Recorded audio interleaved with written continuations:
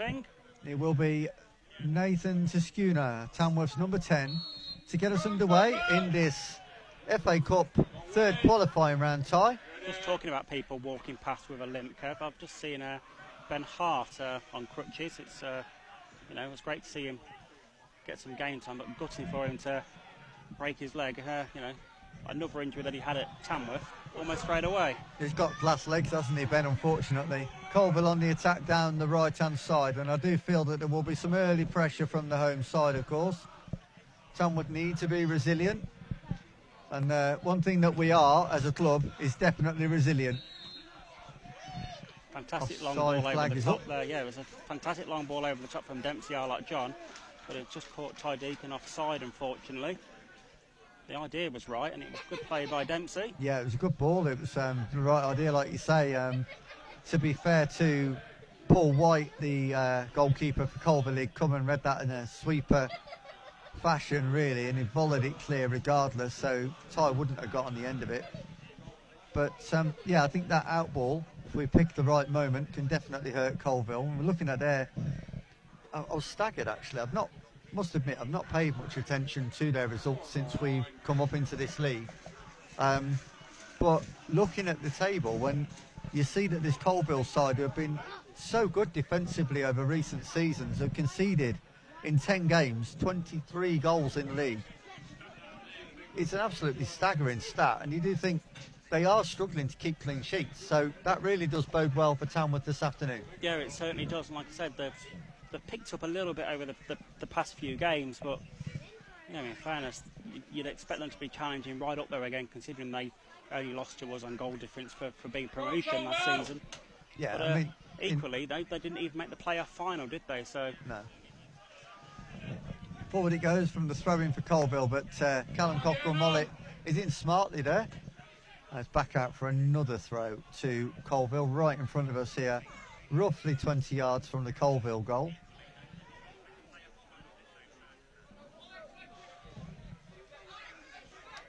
Throwing down the line.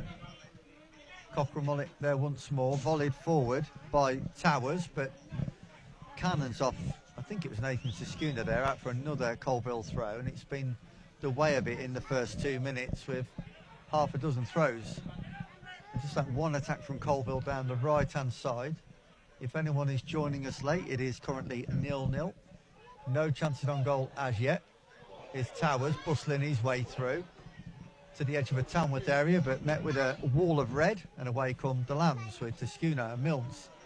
Tiskuna once more does well to keep hold of the ball after heavy pressure, but eventually gives away the free kick the way Colville, 10 yards into the Tamworth half, Stu. Yeah, it was unfortunate really, wasn't it? But it's taken quickly by Colville, and they looked to go forward, but rushed and hurried and wasted, really, in fairness from them. Yeah, once again, Nathan Tiskuna not giving up, being dogged and determined, Kev, as he ever is, tenacious, and even if he loses the ball, he will do his utmost to battle back and try and regain possession. Yeah, he's one of those players that looks like he's often lost possession but hasn't. Seems to have an uncanny knack of the ball sticking to him. But Colville have got the early ascendancy, and it's that area of the ground that we can't see. Away to our right, I think it's a long throw opportunity from Elliot Putman. It looks like it to me as well, yeah. Or it could actually be a corner if it's Elliot Putman. It's Putman going over there now. They are all ganging up around Jazz Singh, so it looks like it's going to be a corner to me. Yeah, it does to me, yeah. I know Elliot does take the corners and the free kicks. So, crowded penalty area then. Tamworth with defending to do with 4 on the clock. Colville's first corner of the game from this near side. Ignored the short option, goes central, headed away. Not fully cleared as yet. Headed back into the box and away by Matt Curley and Milnes. Forward by Curley once more, up to halfway towards the awaiting Finn. He can't get there, but it's headed out of play by Ash Carter for a Tamworth throw on the far side. And early pressure, Stu, building for the home side. Yeah, this is the number 16 for Colville. Wes York has just taken a seat in the centre circle. looks like he's pulled up already, Kev. And, He doesn't look happy, does he? No, he was. I think he just felt his left hamstring. I'm not 100% sure on that. That's how it looked. But you can tell the reaction of the player says a lot about that. You know, it's that frustration, isn't it? That hitting the ground in frustration. He probably knows that this is obviously quite bad, and it could be afternoon defining. It could, of course, mean that he can't continue. Yeah, could be. We'll have to wait and see how it goes for him. He's back to his feet, walking towards this near touchline now, and I think, by the look of it, I think he'll, for now at least, carry on. He's hobbling. It just depends if he's just going to start doing. No, they're making a change. Look, there's a player already ready to go on the touchline, so his afternoon is done. So you don't want to aggravate it any more than it already is. And I think it's Luke Shaw and the number 7. Yeah, correct. Will be coming on for Coalville. So an early fourth change for the Ravens after 6 minutes. It's Wes York, who was pulled up with what looks like an injury to his left hamstring, to be replaced by the number 7, Luke Shaw. Yeah, early change then for Adam Stevens, Coalville manager. And I'm sure that's something that, if that was a pre-existing injury, then he might well have had that pre-planned almost, that he might need to go to that substitution. He may not, but yeah, another name we are familiar with Luke Shaw. He did score against Tamworth in pre-season, where Tamworth suffered that 2-1 defeat here.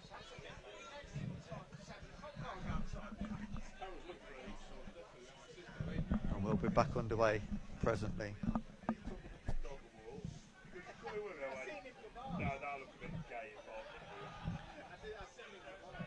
All a little bit scrappy in the middle of the park at the moment.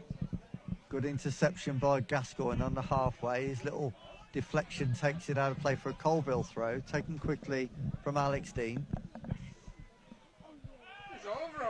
They are very intent, Coalville, at getting on with things quickly in the early part of this game, looking to try and set that tempo, get amongst the Tamworth players. Yeah, they're trying to take the early get in advantage, front, I think, is the key thing for Absolutely. Coalville early on, because they know Tamworth are a dogged outfit, of course, and won't need any encouragement to go and cause problems on Coalville themselves. That was good play in the end by Pepe Ngoma to get that back to Paul White, under heavy pressure from Dempsey Arlott-John and Kyle Finn, actually, both wingers combining there. But it was good pressure nonetheless as well by Tamworth, Stu. Yeah, absolutely, and also just adding to that, Kev, Coalville will undoubtedly know, obviously, how we're getting on in the National League North as well, and what a fantastic start we've had on that, and we'll know that our confidence is sky high at the moment, and playing against a team that's full of confidence is almost like playing against 12 men, isn't it? Yeah, I mean, just looking at the stats at the moment, I'll come back to, because Coalville are on the attack, onto the edge of a Tamworth area, but dealt with, and then Dempsey Arlott-John finds Milnes now. Little roll of the right boot, flick outside of the boot into the path of Callum Cockrell-Mollett, sends it long towards Deacon. He'll get there. Well, it had to be intercepted by Carter, and out for a throw-in ahead of Paul White there, because there was some indecision there. Paul White, not for the first time, coming out of his area to try and get to that, but actually Ash Carter, I do think, did the right thing there, Stu. Yeah, he did, absolutely, and I think if Ash Carter wasn't there, obviously Ty would have definitely got on to the end of that and potentially lifted it over Paul White into the net. But back to that stat I was about to bring in before, Jordan Cullinane-Leiber's long throw for Tamworth from right in front of us. It's 7 unbeaten for the Lambs, and this is the first time that the ball will go into the Coalville area towards that 6-yard, flicked on actually by Cockrell-Mollett, half cleared, and then further helped forward, but only as far as Cullinane-Leiber. He'll chip it back towards the far post. Good run by Finn. Almost got on the end of it, but headed away by Coalville and up that far touchline towards halfway. Play on, says the referee, and Tamworth in possession with Jamie Jealous. Finds Finn. Neat first touch. He'll run in his man now. What about the cross from Finney? Just checks back. Sets it back to Curley. Looping one up into the area. That's awkward. Had to be claimed at the second attempt by Paul White. and danger averted. I don't think that was quite what Matt Curley intended there, Stu. No, I don't think it was. I don't think he intended to loop it as high as he did. But also came on second thoughts. I was just thinking, actually, it's good to see Jamie Jellis starting a game. Just moment of breath there because Colwell had a shot towards goal, and I think it just took a slight deflection. Actually, put that past Justinian's post and out for a corner. I was going to say, Kev, Jamie Jellis starting his first game back since suspension. He's made a couple of substitute appearances. But this is his first actual game start. Yeah. It's one of those where he's not come straight back in, even though being available. Another corner then for Tamworth to deal with. Again, it's on this near side in the area that we can't see. The last one wasn't that effective for Colville, but it did ask a couple of questions of Tamworth defensively. Blue-kitted Jazz Singh, their arms above everybody else. And it goes near post this time, well headed by Jamie Jellis. And pressure from Tamworth on the second phase. It's out for a Tamworth throw. Poor corner from Colville, not beating the first man. And you can't really say it was fantastic defended by Tamworth. It's just a poor corner in fairness. It didn't beat the first man, did it? Yeah, I'd agree there. It's got to beat the first man. If it was a Tamworth corner, we would have said the same. And to be fair, from what I've seen of Elliot Putman, he generally does beat the first near post man. But thankfully for us, he didn't that time. Stabbed forward by Gascoigne. That's straight out of play. Wasn't really one of those that had to be cleared as such. Maybe there could have been a little bit more culture on that one.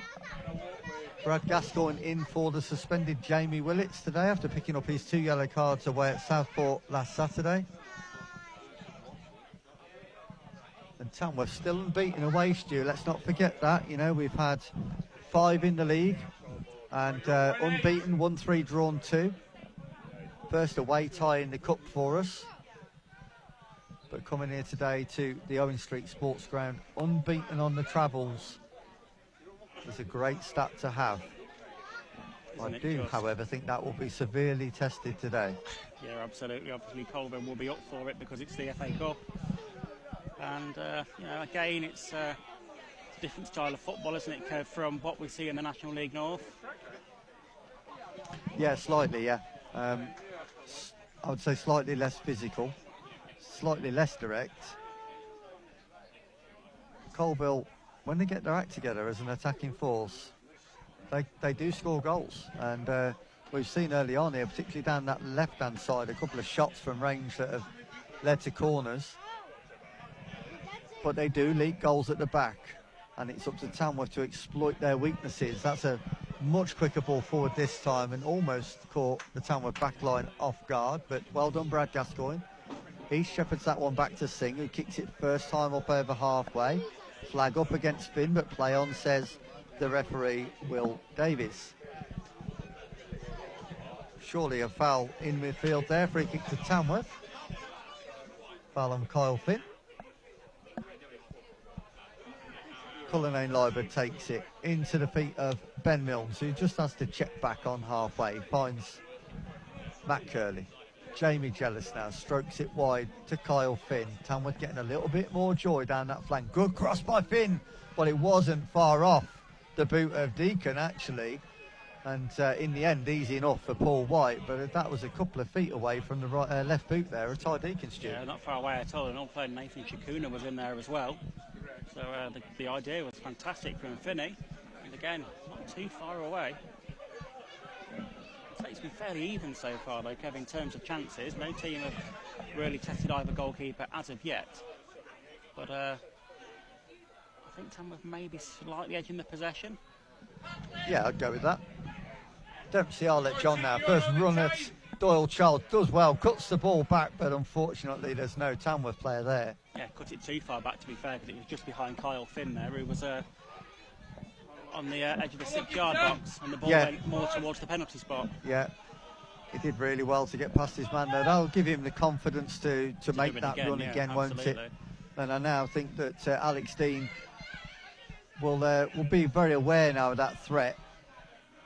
And maybe that'll just stop him taking that few yards extra going forwards, just as an insurance policy that he now knows that Dempsey Arlett-John, if he didn't already, has got the beating of him on the outside like that. You know, I find it amazing sometimes how players, you know, I'll take Dempsey as an example. You know, he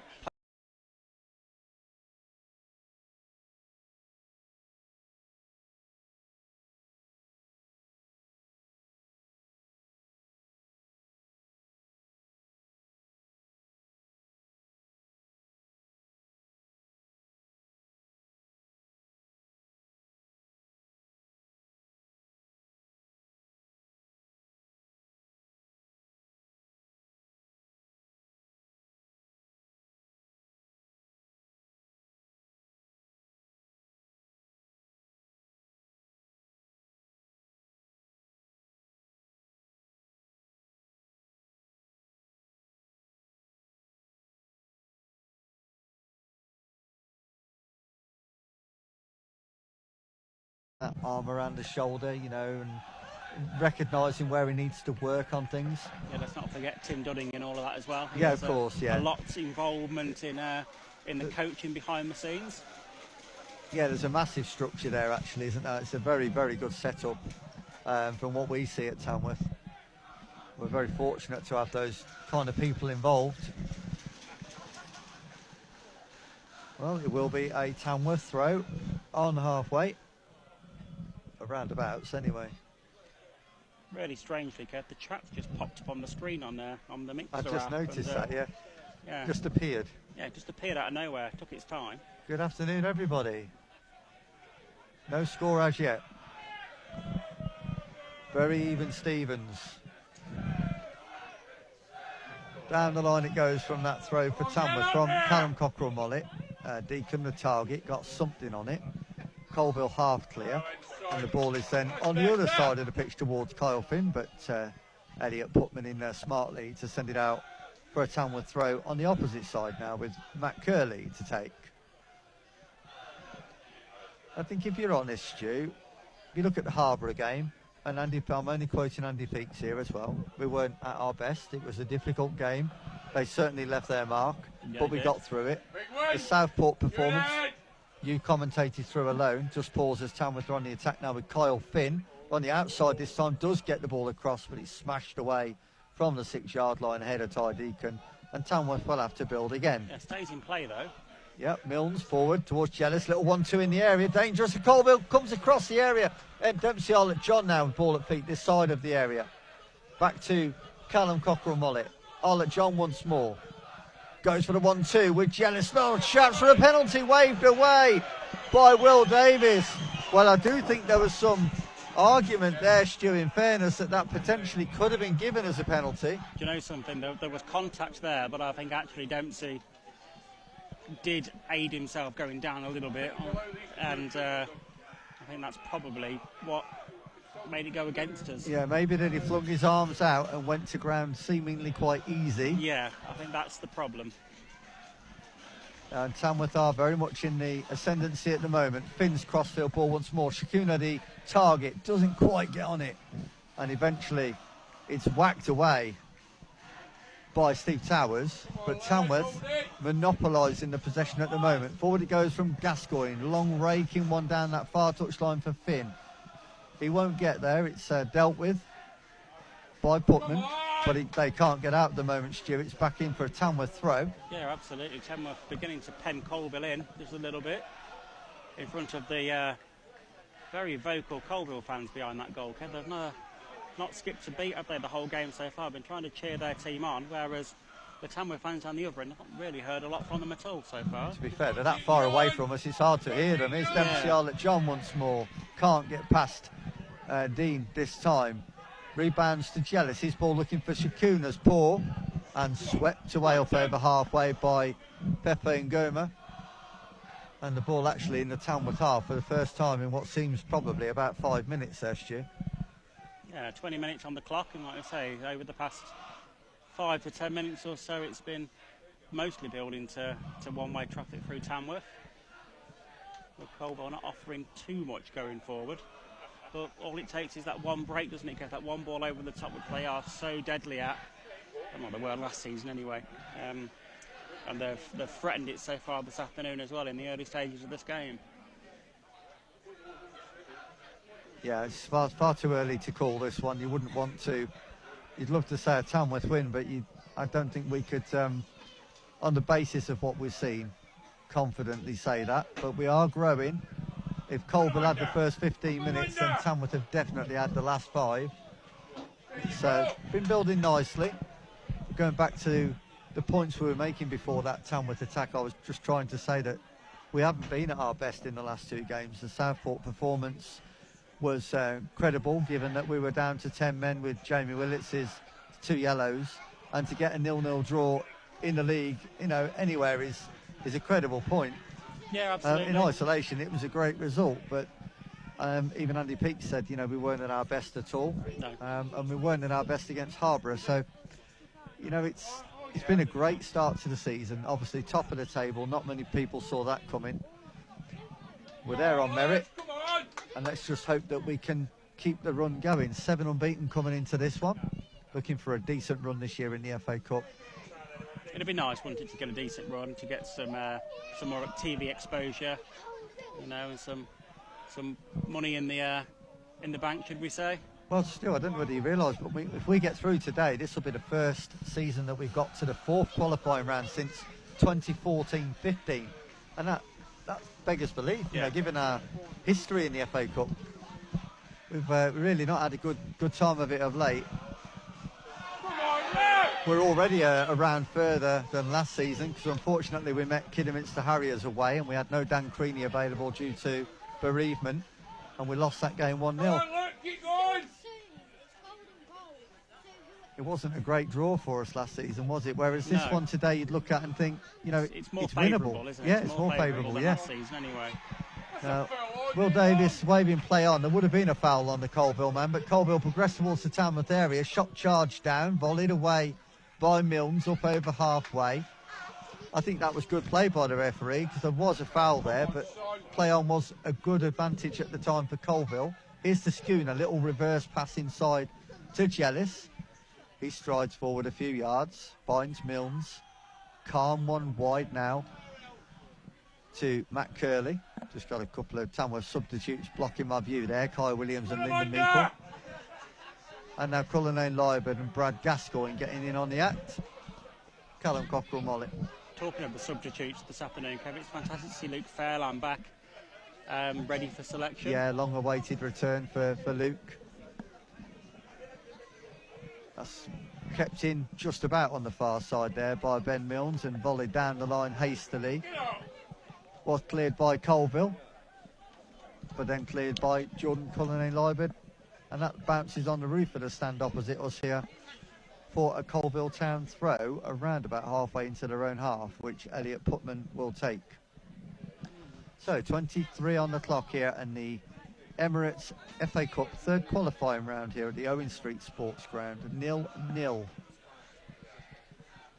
Yeah, time is running away with us in this first half so far. Still a lot of time to go, but feels like the game's going by incredibly quickly at the minute, Kev, for me. Here's Pepe Ngoma. I was going to say, last week felt like it went on for an age. Yeah, I bet it did if you were talking through it on your own. Absolutely. Here's Dean. Pepe Ngoma once more. Oh, that's a wayward one. Ash Carter looked over his shoulder then to say, who's that to me? I think he thought there was maybe Putman behind him, but there was no Tamworth player there to pick up on that mistake. Colville actually now fashioning an attack of their own down that left-hand side now. It's a good ball inside now. This is danger for Tamworth. Into the area. Good save by Jas Singh. And walloped away by Dempsey Arlett John. Not very convincingly, more high than long, but Tamworth do survive Colville's arguably best chance of the game so far. Not sure it's that far away from us, Stu. We will struggle to accurately narrate through the commentary and actually pick up on who is in possession. But yeah, I'm not sure who got that shot off, but it was a warning. Kyle Finn's cross now. Corner to Tamworth. There's just been a question put in the chat, Kevin. I'm not sure if you can remember, but someone seems to think we made it to the 4th qualifying round a couple of seasons ago when we played Notts County. Was it the 4th?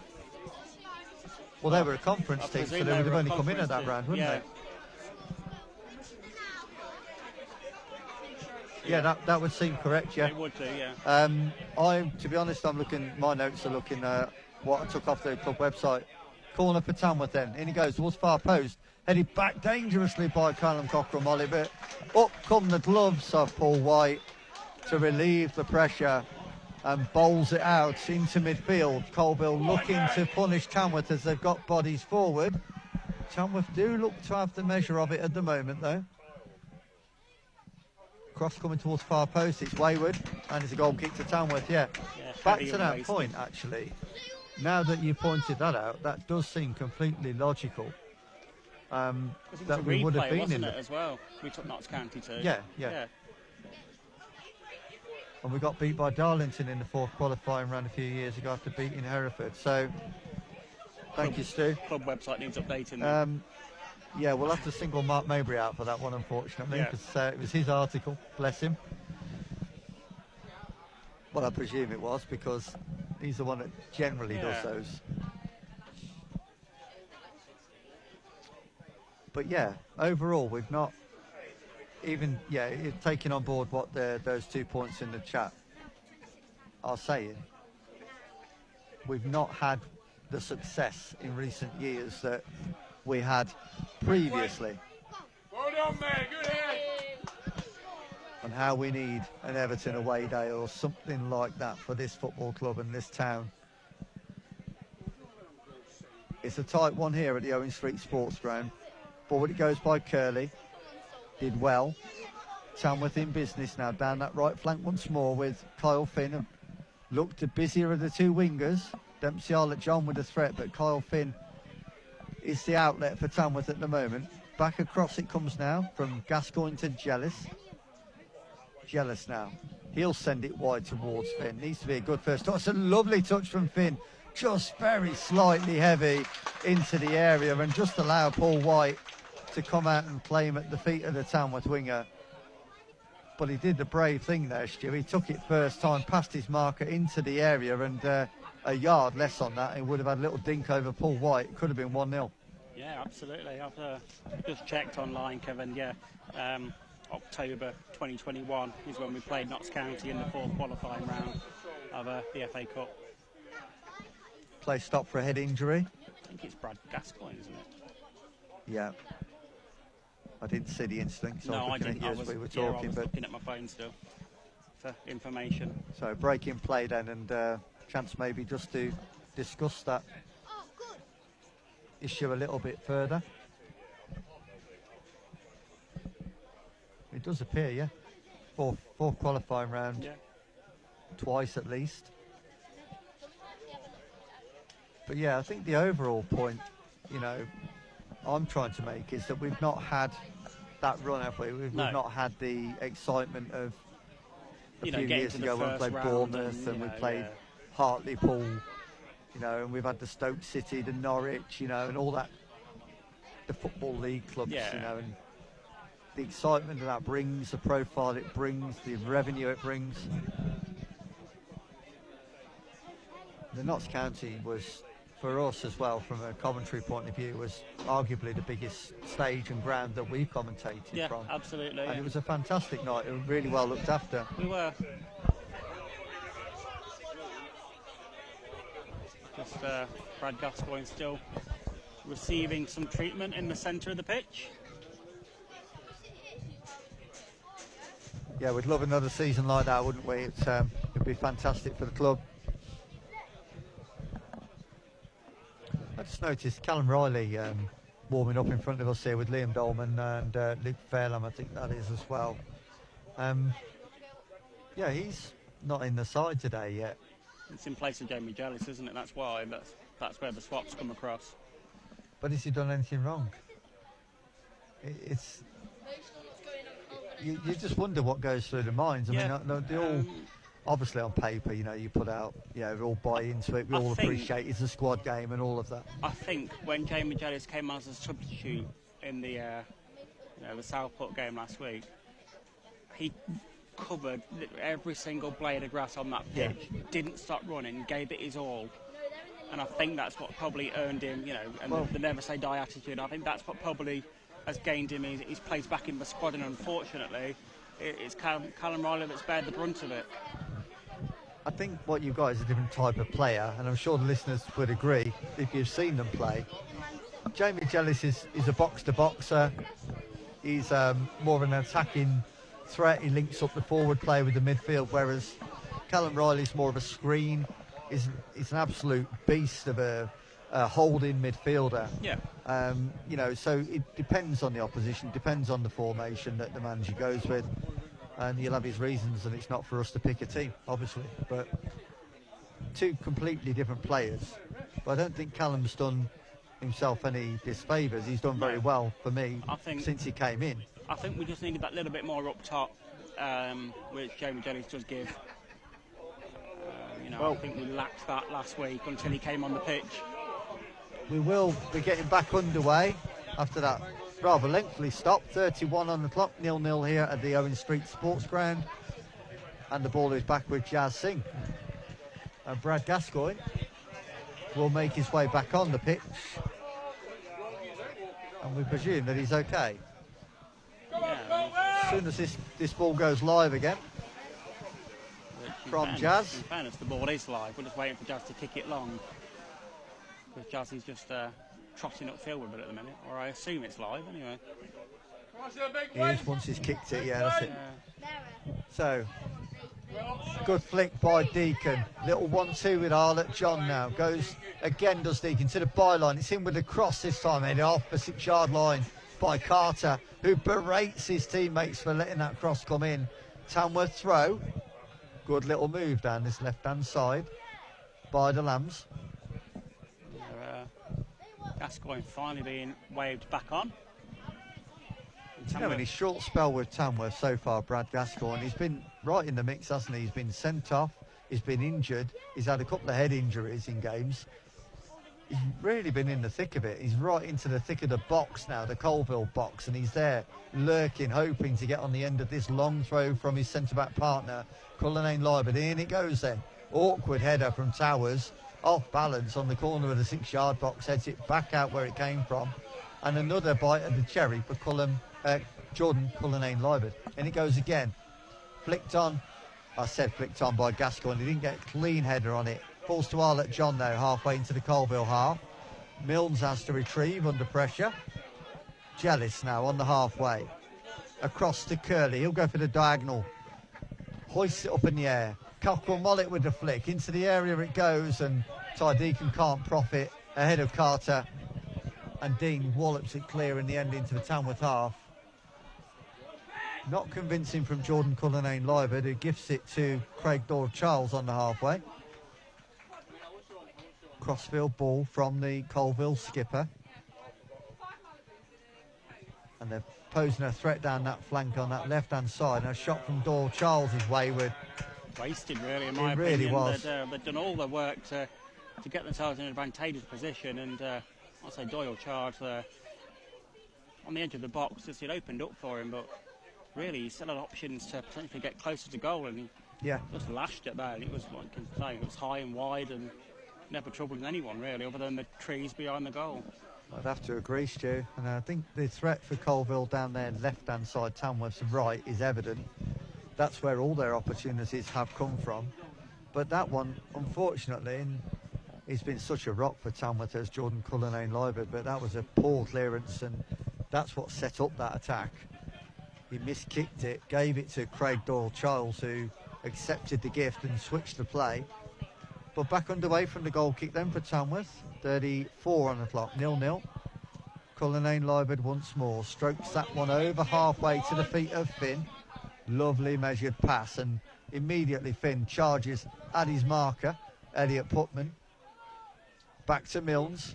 Deep one towards Arlott John. Just a little flick on it. Ahead of Arlott John, sees it out for a Tamworth throw from Alex Dean.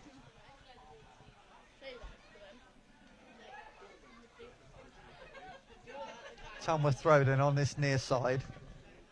Once again, we will see Jordan Cullinane Liebert hurl this one into the 6-yard box, or at the very least the corner of. I think he's going longer this time. He does meet back Gascoigne's head. He's flicked on twice across the area. Doesn't fall to a Tamworth player. And eventually it's swept up out of play for, I think it's a Colville throw. It's took a nick off a Tamworth player there. It's Colville throw. About 25 yards from their goal. And that will just alleviate any pressure that was starting to build from Tamworth. Back to Putman. Long it goes and up over halfway. Gascoigne can just see this back to Jazz Singh, who's waiting on the 18-yard line. It was close, but it just about got there, didn't it? Yeah, both Jordan Cullinane-Liburd and Brad Gascoigne elected to not intervene with that and let that run on through, but it only just made it. Would have been a good call from Jazz Singh. And his kick-up field has resulted in a Tamworth throws.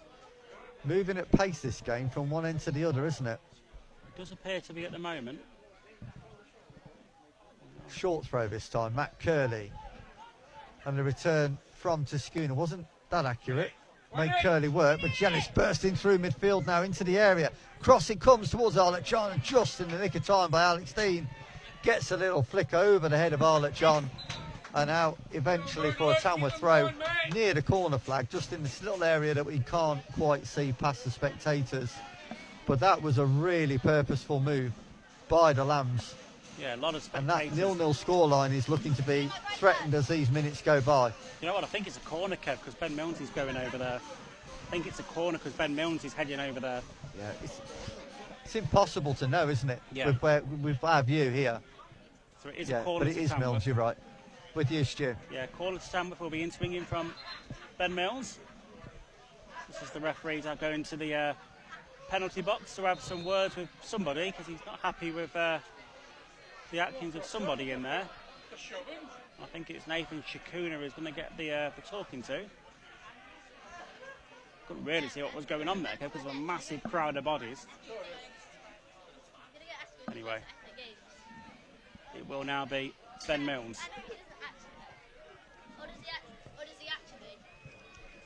The ball will enter view in a moment. Referee blows his whistle. Across it comes towards the back post. Flapped at and it's gone around. It's just gone wide. And to be honest, it was a massive crowd of bodies there. It was flapped at by Paul White. It wasn't dealt with convincingly.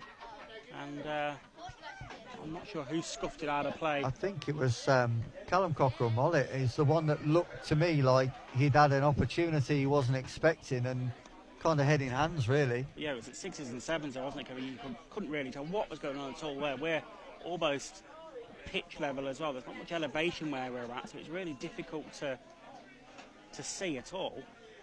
But I think it was a really testing corner. It was a really good corner from Ben Milnes, absolutely. Like I said, Paul White didn't get anything convincing on it.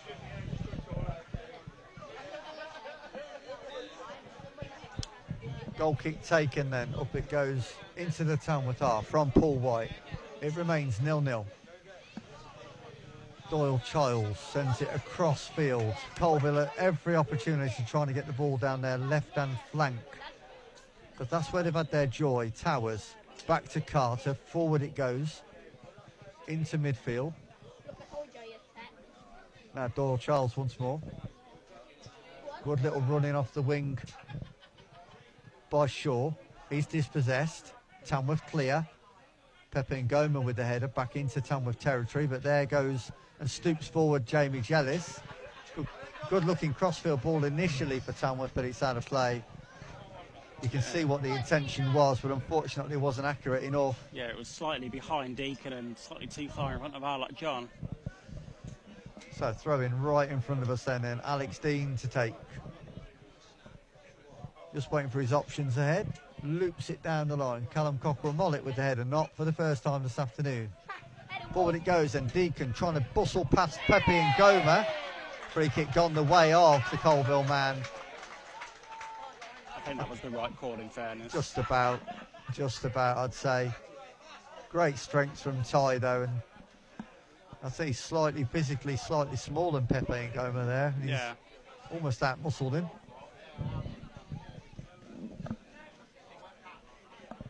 But he thrives on that, does Ty, doesn't he? You can see he really is up for that kind of battle.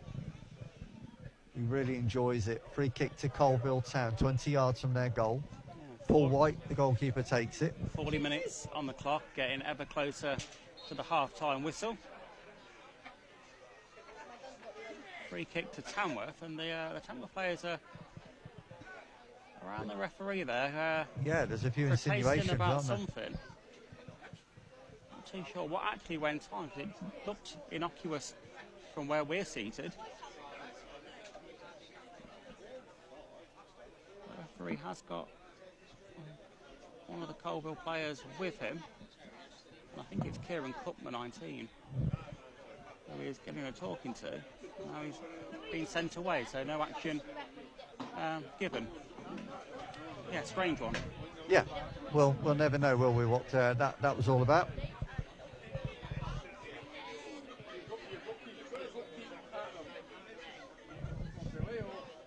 So Jazz Singh will take this free kick for Tamworth. Deep into the Colville half. Up go Deacon and Pepe Ngoma. Cleared on the second phase by Tamworth. Kieran Cook receiving a little bit of treatment from Brad Gascoigne, all within the laws of the game, according to referee Will Davies, who is intent on letting this game flow.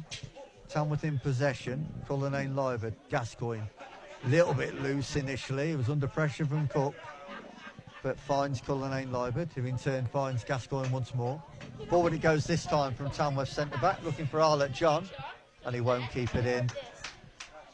It's one of those balls that 2 yards off that, you know, slightly less power from Brad Gascoigne. Yeah, Dempsey, would have been a marvellous ball. Yeah, Dempsey gets on the end of it and gets a crossing first time. Yeah, it's, Or at least Tamworth potentially get a corner or a throw from it, but something. like that. But yeah, absolutely. He does have that in his locker, Brad Gascoigne, doesn't he? He does pick out those raking balls forward. Forward by Paul White then. 42 on the clock, still 0-0 here at the Owen Street Sports Ground. Milnes, immediate first time crossfield pass looking for Kyle Finn. Forward steps Paul White once more, clears that up on the halfway line, bounces out for a Tamworth throw on the far side. Taken quickly by Matt Curley into Cullinane Lyford. Gascoigne back into Jealous now, who'd come short into the centre circle for that one. Strokes it forward to Schooner. Little layoff then to Jealous once more. Tamworth into the area, shot at Paul White. Didn't grab it first time, and as Kyle Finn goes in on the second phase, there's all sorts of afters, but Kyle Finn was very quick to apologise there, Stu, that he'd caught Paul White slightly late, but I think serves the goalkeeper right for not catching it first time. Well, there is that, but you know, Kyle Finn went in there to apologise straight away. The referee got in there to break something up that didn't need breaking up, and everybody else has got involved and made more of a meal of that situation than needed to be. No, it's absolutely ridiculous from the Colville players, isn't it? It was clearly a 50-50 ball.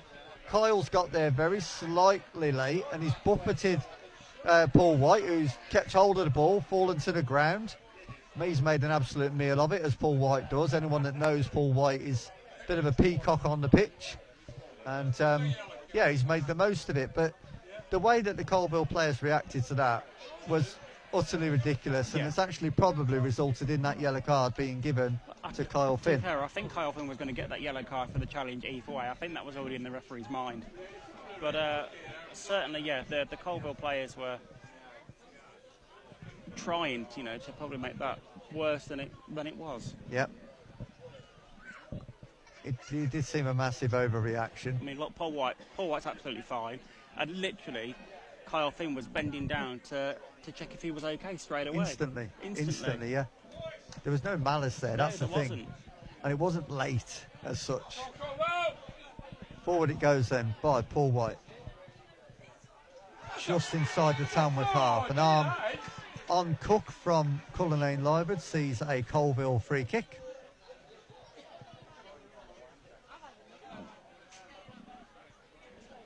They really are getting on the referee's case, aren't they? Constantly, the Colville players.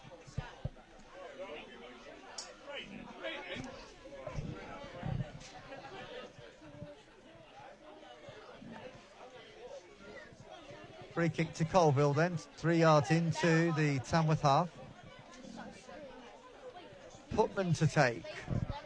As we edge closer towards half-time, Emirates FA Cup third qualifying round. Yeah, there's going to be a chunk of added on time, isn't there? Because there was a couple of injuries. Back post area, flicked on by Gascoigne. So yeah, That'll be a throw. I imagine we might see as much as 5 minutes added on at the end of this first half. Yeah, I'd probably agree with that, to be fair, Stu. The way that things have gone this season. Into the Tamworth area, punched by Jazz Singh. Volleyed away by Gascoigne, not convincingly. It's a real mess down in that corner. We can't quite see in that area of the ground. But Tamworth emerged through to Schooner. His ball forward. He's just too heavy for Ben Milnes and Ty Deacon and favoured Craig Doyle-Charles, who cleared back into the Tamworth half. Joe. Beg your pardon. I keep saying Craig, don't I? Yeah, you do. Joe Doyle-Charles. Come on! But that attack for Colville breaks down and forward it goes towards Deacon. Carter with the header. Does what Ash Carter does. Deacon gets the throw for Tamworth. Come back, Luke! Push him! I'm not seeing any sign of the time added on yet. So we are a minute into said time anyway.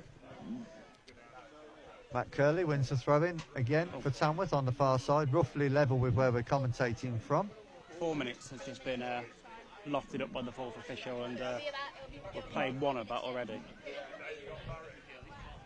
Yeah, throw in to Tamworth, to be taken by Jordan Cullinane and Wybird.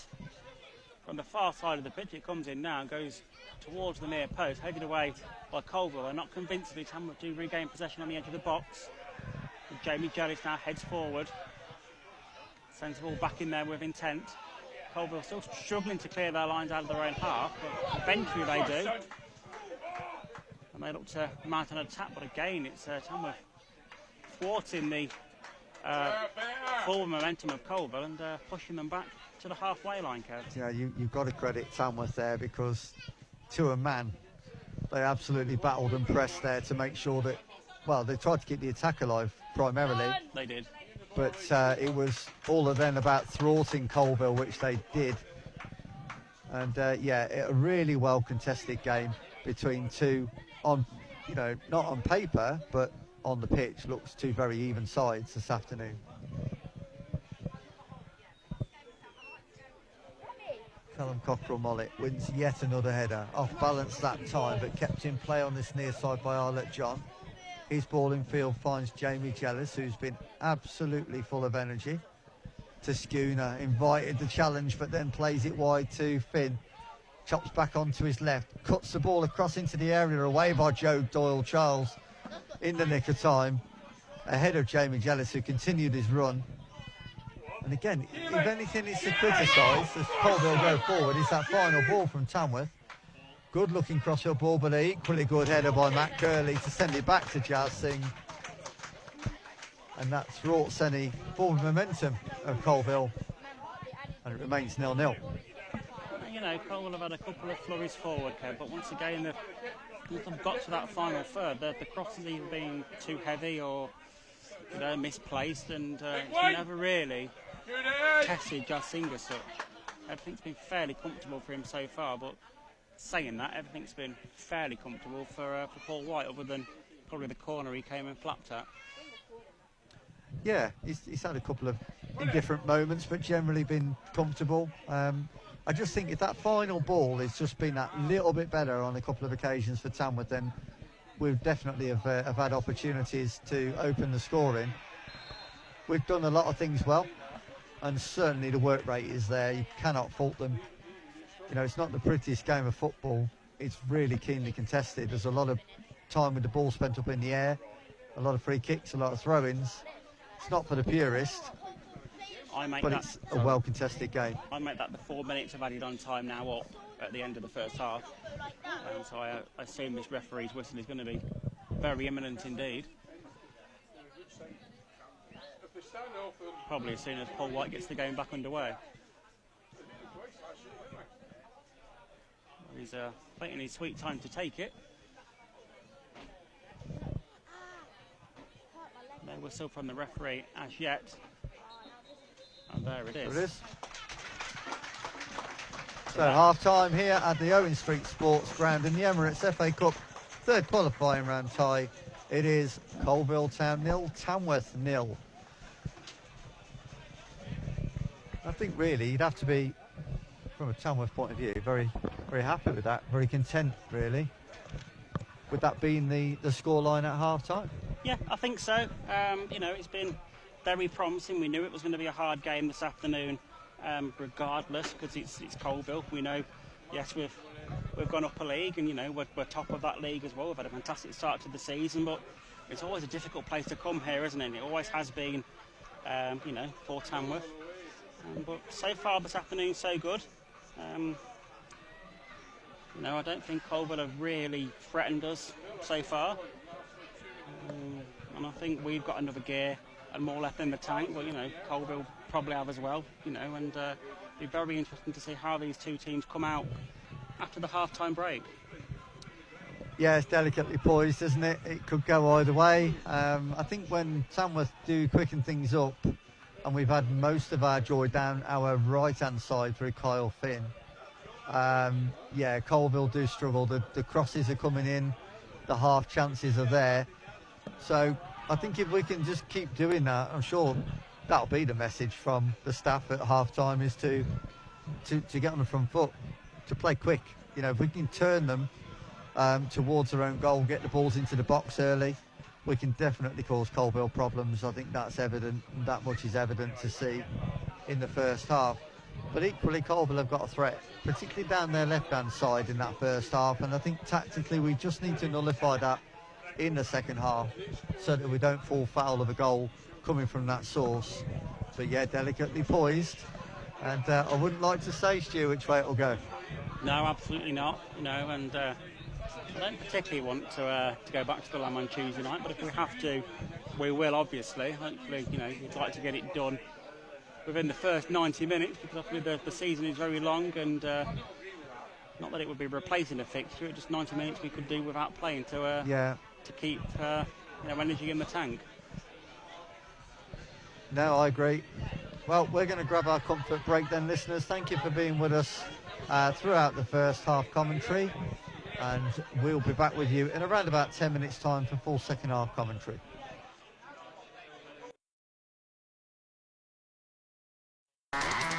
Lambs Media, for all the latest highlights, interviews and live commentary.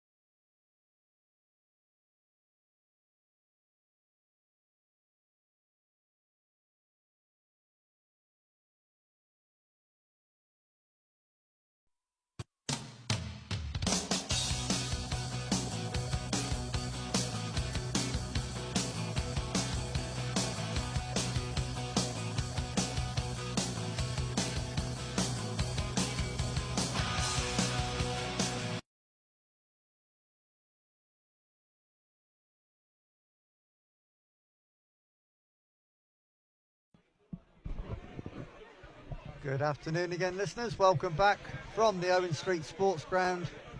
Half-time score, Coalville Town 0, Tamworth 0. And the players just making their way back onto the pitch for the second half. And I had the pleasure of trying to make it to the toilets at half-time, and it was nothing but Coalville fans.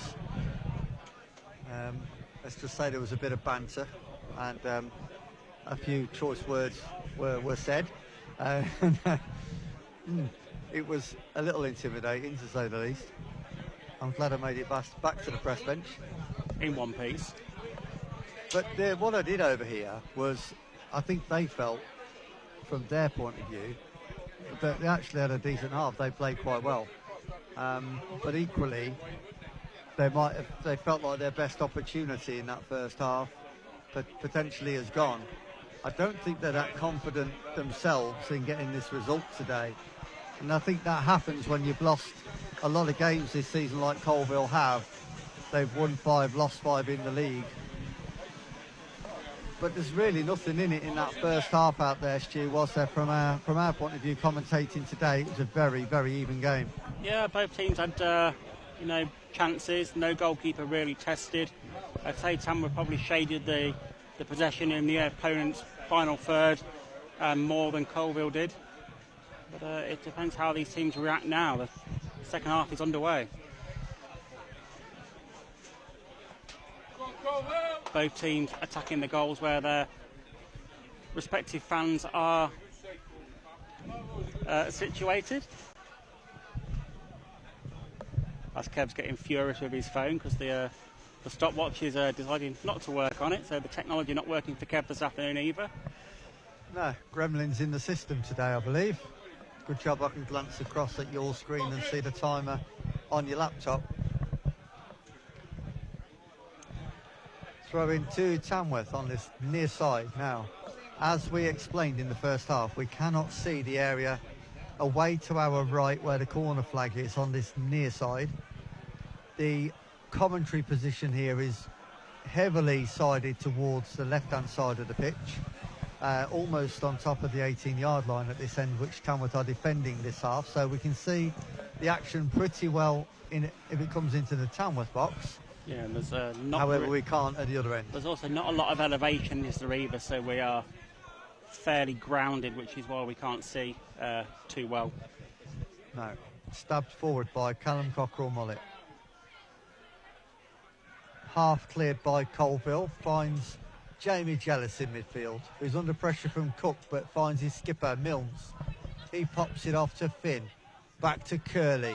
Little sway of the hips, and he's ball forward towards the runner. Jealous is just off the mark, and Coalville managed to pick the pocket and enter the Tamworth half now.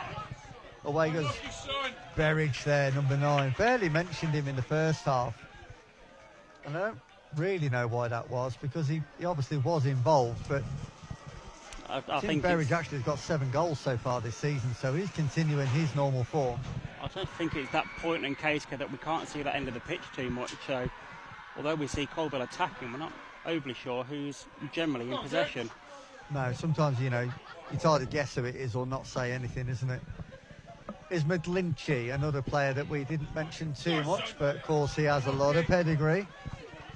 He's got 5 goals this season. His ball to Joe Doyle. Charles was a little bit heavy, asked a lot of his skipper, and eventually well marshalled by Matt Curley at 4, a Tamworth goal kick. Jazz Singh will take in front of the very noisy behind his goal there, that gathering of Coalville fans. Raucous, I think, is a good word, Kev, for them this afternoon. Dare I say it without being disrespectful, it's full of very noisy school kids. Predominantly 200 kids screaming at Jazz Singh. Does seem that way, I must admit. Well, they're the ones banging on all the advertising boards and making all that kind of noise anyway, right at the front. Ball down the left for Tamworth, ahead of Dempsey Arlett John, and Paul White comes and claims no trouble at all. To be fair, I was probably like that when I was a kid, to be fair as well, Kev. Thinking I was cool. Absolutely, and I'm in that camp, as anyone that knows me from the years in the shed would know. Forward it goes by Paul White. Meets the head of Brad Gascoigne. Out for a Tamworth throw on the far side. And the pattern of the game looks absolutely identical, doesn't it, Stu, to the first half? It's very scrappy, it's very fragmented with throw-ins and free kicks. It's definitely lacking a little bit of quality, and I think this game will probably be won on a moment of quality. Jamie Jealous is headed back to Jazz. Didn't quite have enough legs for Jazz to pick it up, so he volleys it forward. Here's Kyle Finn. Jealous sweeps it forward. Didn't come to anything. Paul White clears. Cullinane Liebert with the header. McGlinchey's ball forward. His ball didn't wrap his foot around it. Looking for Berridge. And it's a Tamworth throw, which Matt Curley will take. Looking at Matt Curley's former team today, Buxton actually leading 2-0 in the only game, I believe, today in the National League North against Scunthorpe, that replayed game.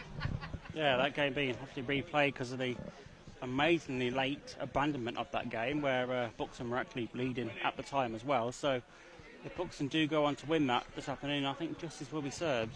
Yeah, it would have that feel about it, yeah. Tamworth motoring forward. Shakuna off balance, a bit like Joe Doyle Charles' shot at the end of the first half is wayward, but it did take a deflection. But, it was going wide regardless, wasn't it? It But was. it did take a deflection out for a corner. Yeah, just you do have to feel for Scunthorpe a little bit for the things happening off the field. On the field, it might all be, fun and games, but nobody wants to see their club go out of existence. Anyway, on to more press matters today. A corner comes in near post, headed away. Poor corner really from Kyle Finn. Didn't beat the first man, just as Putman's earlier in the game didn't. Two players go a tumbling in the box, and nothing given. I don't think there was a shout really there. Yeah, well, I don't know. Clearly nothing in it. But there was a few shouts from the Tamworth fans away to our right behind that goal. I think it's one of them ones, like, where you shout for anything, don't you, when You you're would. a football fan behind the goal.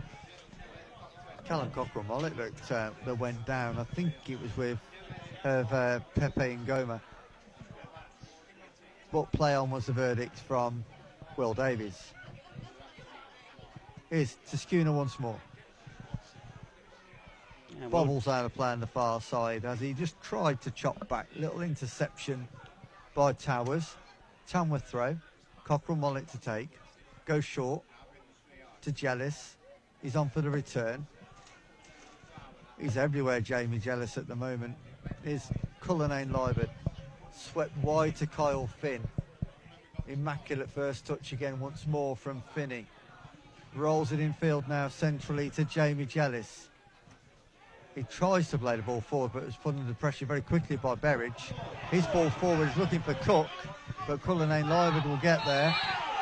And a free kick to Tamworth.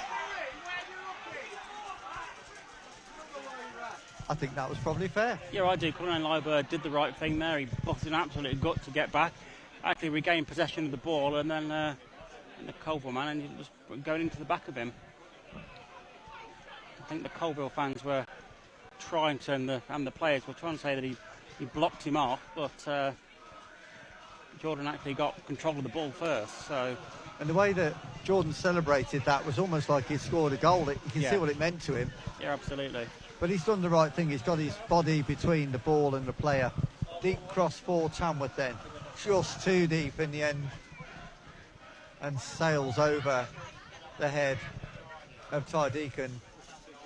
And out for a goal kick to Colville. No, 53 on the clock. Still 0-0. dare I say that at the minute this game does seem to have 0-0 all over it at the moment. It's not what we obviously want, but we're just trying to be honest, and at the minute that does seem to be the pattern of how it's going to unfold. He does have that feel. I totally agree with this, Stu. It's I think it might well be a 1-0 or a 0-0. I wouldn't want to say which way it would go, there's no team that are dominant at this point. Whether that will change as the half progresses, you know, if there's a goal scored, then obviously that does change the complexion of a game, and gives it, you know, renewed energy, etc. And puts the impetus on the team that are trailing to go and attack. It's a different game then. But whilst it's 0-0, and we're just lacking that bit of quality in both boxes, it could be a 0-0. Here's Finn now, tries a cross, and well, cross comes shot actually, sailed over the crossbar for a goal kick to Colville. I'm just watching Adam Stevens actually on the Colville bench. He's very animated, Kev. His arms in the air and all sorts of things this afternoon.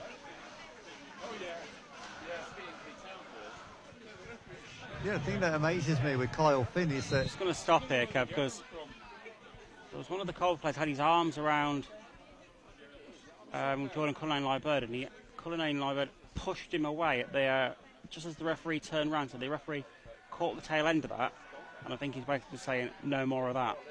Yeah, it's still ongoing between Jordan Cullinane-Liebird and... It's Kieran Cook, isn't it? Cook, isn't it? Yeah. Yeah, Kieran Cook.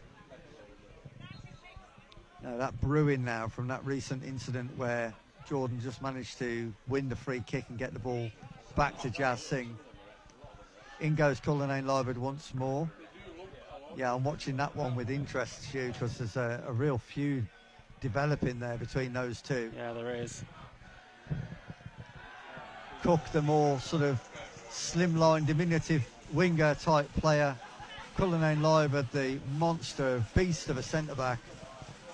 Physically, there's just no match there, is there? But Cook is doing his level best to irritate Cullinane-Liebird, and is tenacious at least. You know, he's certainly letting Jordan know he's in a game. It's an interesting battle out there. Another throw on the far side for Tamworth. Callum Cocker-Mullet sends it forward, down the line, on that far side. Into the centre circle it goes, forward by Colville, smashed forward by Brad Gascoigne. And that is completely wasted and wayward. I just don't understand the point of that. It's just gone out for a throw to Colville now, on the far side.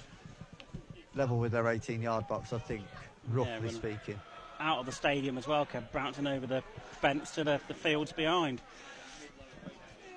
Just pass the ball. Pass it. We're a far better team when we pass it. Yeah, absolutely we are. Which is part of the problem we had, you know, last week at Southport. We always looked to employ the long ball, and it just wasn't sticking to tie last week. There's obviously times that you need to put your boot through it and clear it, but that wasn't one of them, was it? No. So Matt Curley tries to turn and play the ball up the line over halfway, and it goes out of play for a throw to Colville, just in that area that we can't see beyond the dugouts. Come on, keep putting these under.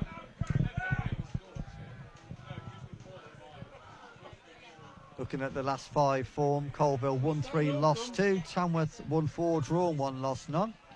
So the two teams, it's Tamworth have got the form, and you would assume the confidence as well. Here's Gascoigne. That's a better looking ball forward. Finds Toscano on the edge of the area, lays it back to Deacon. He was offside, I It's think. offside. A very loud, clear whistle from Will Davies. Yeah, and Will Davies is a referee we know a lot of, don't we, Kev? We've had him officiate our matches quite a lot, especially when we was in the Southern League. Yeah, it's one of those that we have got to know over the last couple of years. A referee that generally likes to let the game flow where it can. Forward by Paul White. Headed by Gascoigne. Back by Putman. Onto the chest of Jellis. Volleyed forward rather aimlessly, looking, I think, generally for Ty Deacon, but he was no more than 10 yards away from Jamie Jellis, and that ball went 30 yards forward. Jellis's first touch was a little bit heavy there, wasn't it, Kevin? I don't think he was expected to get the second touch on that, but he did, just about, and swept it upfield. Diving headed clearance from Matt Curley from Paul White's clearance. And it just continues in this very fragmented way. No team able to really string 4 or 5 passes together. It's stabbed forward, it's stabbed back, it's hoofed out of defence it's in the goalkeeper's hands. It's out for a throw-in. It's a mess in midfield again. It's that kind of game, unfortunately. It's quite a difficult one to be able to bring any clear commentary to for myself and Stu because of the nature of the play. Yeah, just looking down at the Tamworth bench there, Kev, I'm just wondering what we can do to freshen up the attack, because obviously there's no Dan Creaney on the bench, there's no Alex Jones either. And, you've got Kai Williams, maybe, and everybody else is fairly a defensive-minded player. I would like to see Luke Fairlamb potentially come on today and get some minutes, very important minutes. That would then be at the expense of Dempsey. I'll let John.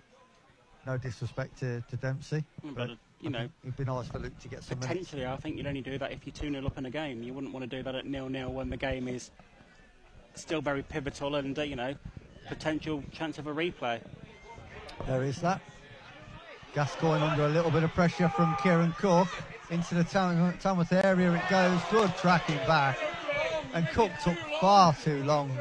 But to be fair to Tamworth, they had Brad Gascoigne, Jordan Cullinane-Lyberth, and then Jamie Jellis joining in the mix as well to try and make sure that shot was not got off by Kieran Cook. I think Cook was showing some inexperience there. He concentrated too much on watching obviously the ball and trying to get past Jordan Cullinane-Lyberth. He completely wasn't aware of his surroundings, and obviously Brad Gascoigne just came and steamrolling through the back and took the ball away from him, taking candy from a baby almost. I think actually Brad Gascoigne was rather annoyed he didn't get the free kick in the first instance in that first phase then. Yeah, I think so. He's had a valid point, to be fair. On we go. Off the chest of Jellis, who wasn't really expecting it to land in such a position after his opponent missed the header. But Colville profit is Berridge to Joe Doyle-Charles. Swept across now to this side to Putman. And a couple of passes in the game, which is good to see. Towers. Colville building. Down there right. Cross comes in. And well defended by Jordan Cullinane-Lyberth. Ahead of Tim Berridge. And out for a throw-in. Stayed down as Berridge though, Kev. He's clutching at that right knee. I think he'll be okay though. I don't think he requires any treatment. But, whether it was a twist maybe on the landing, or whether it was the impact from Jordan Cullinane-Lyberth defending the cross, there was not a hint of a foul. Colville with the throw on the far side, about 10 yards from the corner flag. The taker just waiting, I should say, for the movement, and it's poor from Colville. They do manage to get another throw. Dempsey, I'll let John, putting pressure where it was due. Good defending by Ben Milnes this time on the second throw, and sweeps it upfield onto the chest of Ty Deacon. Wins the chest trap actually, but over his shoulder came the head of Pepe Ngoma, and then that led to an infringement by a Tamworth player on Joe Doyle-Charles, and a free kick to Colville. It was Ty Deacon, Kevin. I think he was a little bit disappointed that Doyle-Charles got past him and stopped him from getting away any further upfield. He'd done well initially there, did Ty Deacon. Didn't need to trap it and keep it pretty close to his body, but that header over his shoulder from Pepe Ngoma dispossessed him. Yeah. He's had a good game as Hervé Pepe Ngoma. I remember looking a couple of years ago actually. He was out of football for about 5 years before Colville picked him up, and he's moved around a little bit. Colville with a cross into Tamworth area, repelled by Cullinane-Lyberth, volleyed clear by Jamie Jellis. So from Pepe Ngoma's point of view, it's great to see him back playing football. It's something he clearly enjoys doing. He's clearly got a talent for doing. Colville are actually just up in the ante a little bit in the last couple of minutes, and it's Tamworth that are having to chase a little bit and defend. It's Cook. He's done well to keep possession near that far corner flag against Gascoigne, but eventually it goes out for a Tamworth threat. Dogged defending by Brad Gascoigne, and he's just gone down to his haunches.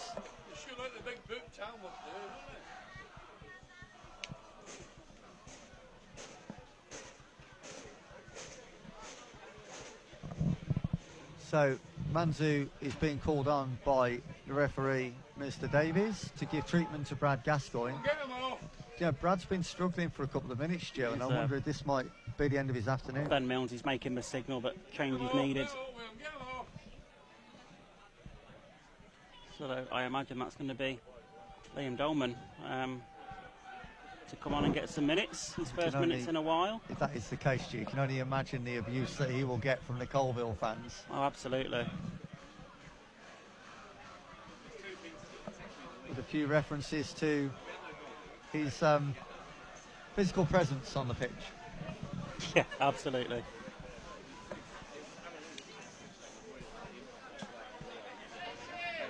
But what a great player to be able to bring on there. You know, this is the end of the afternoon for Brad, which is a shame personally for him having to come in today in the absence of Jamie Willits, of course, through suspension. And it would have been an opportunity for Brad Gascoigne to stake that claim going forward. As Andy Peets always says, if somebody comes in, they play well, they keep the shirt. He's just getting no luck as he get the minute. It's Brad Gascoigne, to be fair. When he comes in, he's on the pitch for a little bit and he's going to be off injured again. Is it a reoccurrence of the same injury around that ankle? It must be. I can't see it being anything. It's hard to tell from here, isn't it? Yeah, I can't see him picking up fresh injury after fresh injury after fresh injury. I presume, although you would have thought if he wasn't 100% fit to start today, then Liam Dolman would have been starting. So he must have been okay enough to start this afternoon's game. But goes back to his feet with Manzu. We're watching with intent now to see the movement on the Tamworth bench. It doesn't. Although he is hobbling off with Manzu now, isn't he? Look, he's on his feet, but he's taking a slow walk. So yeah, it's going to be Liam Dolman coming on.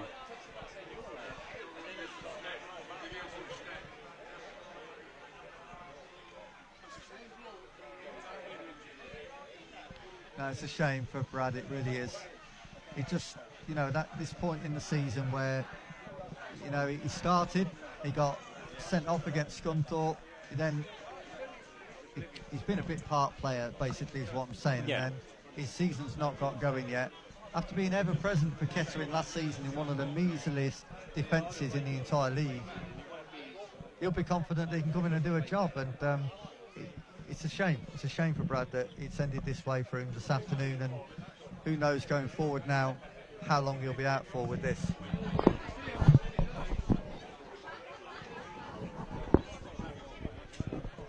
As Brad Gascoigne and Manzu have nearly made their way off of the pitch. It does look like Tamworth are going to make a double change though, Kev. It does look like that what you predicted earlier, Dempsey, like John, is leaving the field to be replaced by Luke Fairlam. So Luke Fairlam getting some minutes after injury to freshen up the attack a little bit. And instantly the Liam Dolman chants of "you fat expletive" are ringing out, Kev, towards the... It was predictable to say the least, wasn't it? But he's heard it all before, he won't care. No. You show him, bully. You show him what you're made of. I'm sure he'll slot into that Tamworth back line effortlessly. His first contribution to the game with a defensive header. And Tamworth clear up over halfway. The ball at the feet of the green-kitted Paul White. The floodlights are on here at the Owen Street Sports Ground. It's still 0-0 here in the Emirates FA Cup third qualifying round tie. All to play for, could go either way. It's building up towards a finale, I feel, because there's a bit of needle out there on the pitch. There's been a few decisions that have rattled players. There's been a few tackles and coming togethers that have annoyed certain playing staff.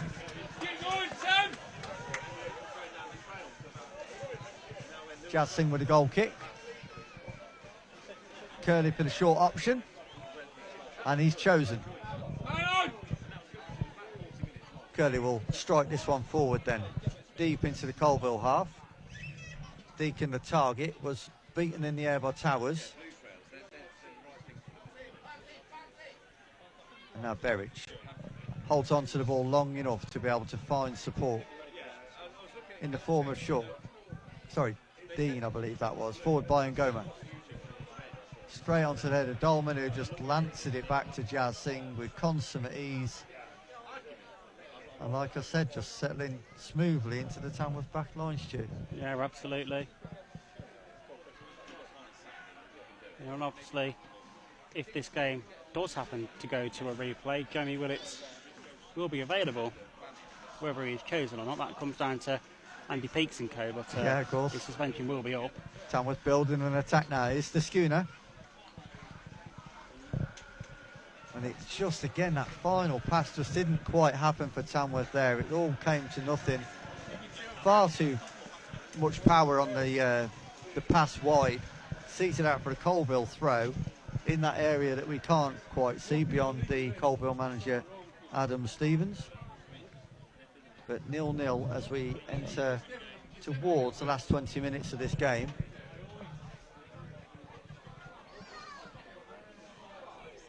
Infield it goes. Doyle Charles with the header. Cullinane Liebert with the header. Now Milnes sweeps it wide to Finn. He'll go on the outside initially, just checks back now, finds Matt Curley. Good looking ball towards far post. Ngoma's header had to be defended. And unfortunately for Callum Cockrell-Mollett, as he tries to send it wide to the freshly introduced Luke Fairlamb, he gets it all wrong and it's out for a throw into Colville. Colville take, sweep up over halfway. Berridge gets half ahead on it. Doyle Charles tries to switch the play, but it's up. It's poor by Colville. Curley's header forward doesn't find Finn.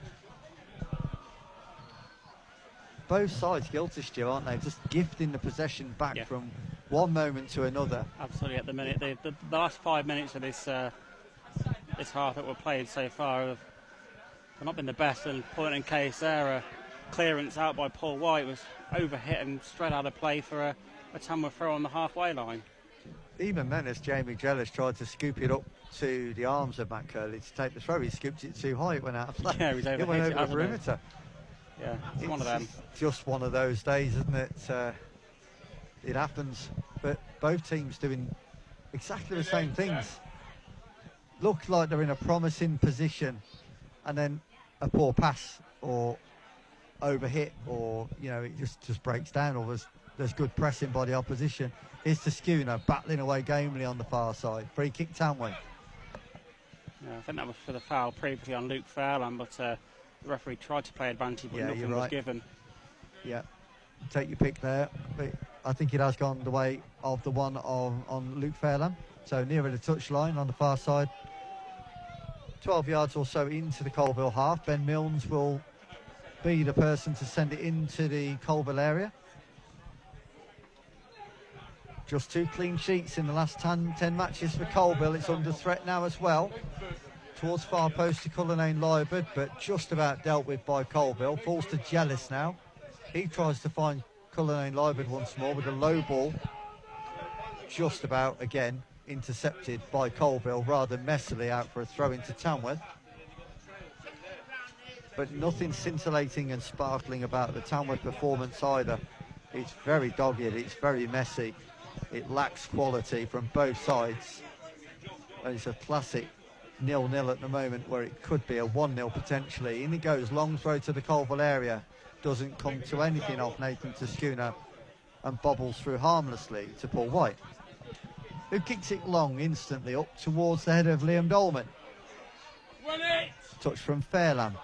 That's a nice little 1-2, but again, just as Tamworth looked due to break through midfield there, Ty Deacon just hesitated for a moment and Colville were able to dispossess. Here's Cook now. Intercepted by Cullinane Liebert. Corner to Colville on this near side. Well, they've barely been in the Tamworth half in the last few minutes. They certainly haven't been in the Tamworth area. But now they've got a corner, and this, with any team, is danger and needs to be defended by Tamworth, Stu.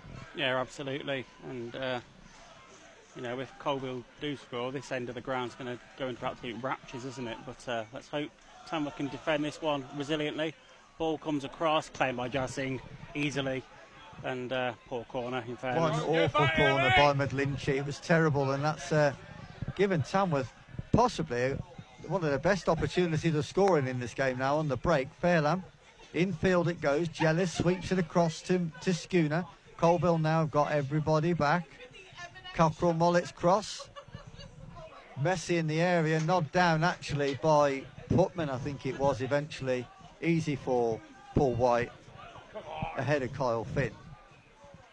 And it all comes to nothing once against you.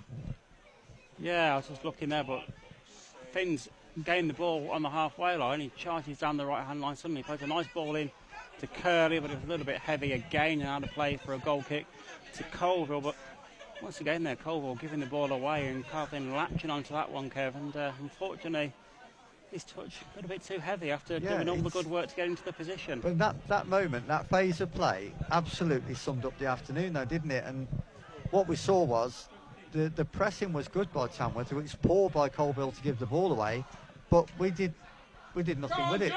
We had an opportunity. Finn's played the ball for the 1-2 with Matt Curley, but it's too heavy and it was out for a goal kick. Yeah.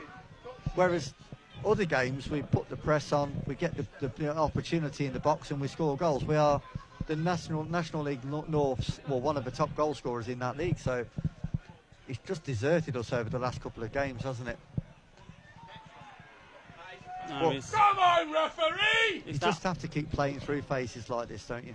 You know, is that momentum that we had at the start of the season just beginning to ebb away, or are teams beginning to wise up to what we're doing? Have they scouted us, really well, or is it just a phase, like you say, Kev, where things just don't seem to quite be clicking at the minute? I firmly believe it's just a phase. It's down to decision making. It's the right pass at the right time, and it only needs a moment for it to come off today for us still to score a valuable goal, and arguably it might well be the winner. What we've just seen there, crossfield ball, Liam Dolman out of play ahead of Kyle Finn, had no chance of getting on the end of it, and has thrown to Colville when we were in comfortable possession. So it's even the substitutes that are coming on and making the same sort of mistakes. It's infectious. But it's not just Tamworth that are doing this. I'm not saying not bemoaning it's a poor performance. Colville, again, what we've just seen there, long ball forward, absolutely wasted.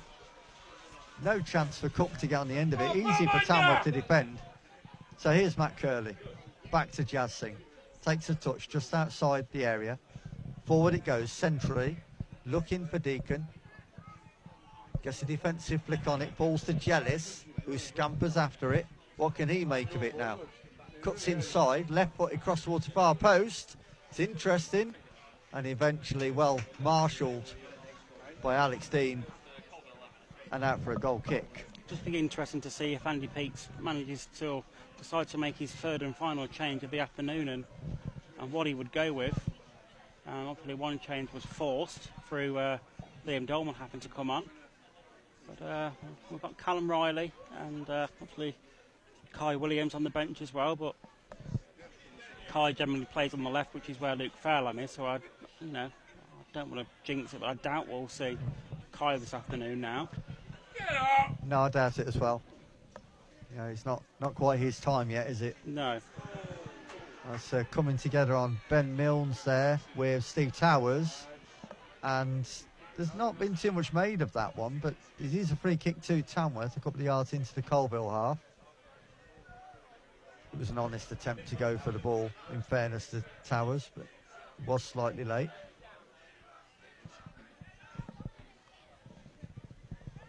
Just while we see if there's any lasting damage to Ben Milnes and Tamworth prepared to take this kick, if this does go to a replay, I believe that Kieran Cook for Colville will not be available after his sending off last Tuesday against Stamford in the defeat here, 2-1. He scored and got sent off. Forward by Curley then. The heads go up. Finn can't grow tall enough, but it falls to Jealous. He chips it forward towards the run of Finn down the right side of the area, but it's not convincingly dealt with by Colville. Two botched clearances, I should say. Jealous again on the end of it. Prods it wide. Tamworth will try and build again. Shiskuna's cross. Wicked ball towards far post. Had to be headed out. And it is at the expense. It's a goal kick. It's a goal kick. Yeah. Looked for all the world to me like that was a corner, but Yeah, I thought so as well. But watching the referee's motions, it was signalled as a goal kick, and nobody Actually, really contesting that decision. So Ash Carter there was outnumbered 2-1 there by Tamworth players. It was a lovely looking ball from Tuscuna towards the far post, had a lot of pace on it. It was pretty accurate as well. And for me, it looked like Carter had got the telling touch on that to save his team's blushes there, but no, obviously not from this distance, this end of the ground, trying to read it at the opposite end of the ground. Got that one wrong. Goal kick then to Colville. 79 on the clock, 0-0.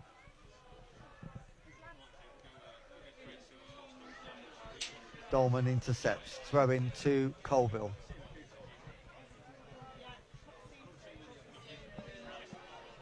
And early on in the game, they were so intent on getting the ball rolling quickly, taking quick throw-ins, free kicks, trying to unsettle Tamworth, but that's gone out of their place somewhat more in the second half. But they are on the edge of a Tamworth area with Putman, a sea of red bodies, 2 deflections. It bounces wide now.